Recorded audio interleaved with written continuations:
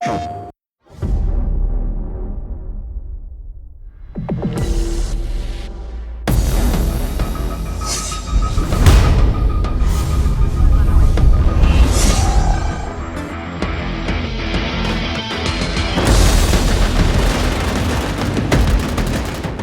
m.a.g is a game that's basically trying to take the first-person shooter genre and put it on steroids and take it to the next level.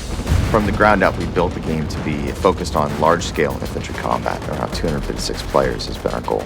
So we wanted to create an online multiplayer experience that would take things a couple generations further than anyone had seen before. Create large-scale effects, large-scale battles, large events, have the players feel like they're part of a much bigger battle, much bigger conflict than they would in any other game to this point.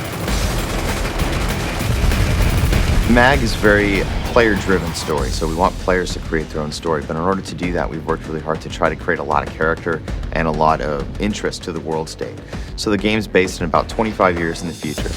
The Shadow War is what encases m.a.g. It is the background of the world in which the people of the world have basically gotten tired with their governments pouring so much money into war. Fuel is at a premium. It's hard to have a large standing military. So private military corporations have risen to the forefront as groups that will perform the sort of duties and the sort of actions that government armies or national armies performed previously. So in this future, in the Shadow War, these PMCs are on the surface performing humanitarian acts, security operations, defensive operations, but secretly underneath the surface or the publicly viewed aspects of those PMCs, they are basically vying with each other for control of the contracts, the wealth. But as time goes on, the power of those individuals and the powers of those groups grows, and they take to more direct action to try to win contracts and gain superiority over their competitors. And by direct action, we're talking guns, grenades, and rockets. They're actually striking at each other, trying to weaken their opponents and strengthen their own position in the world.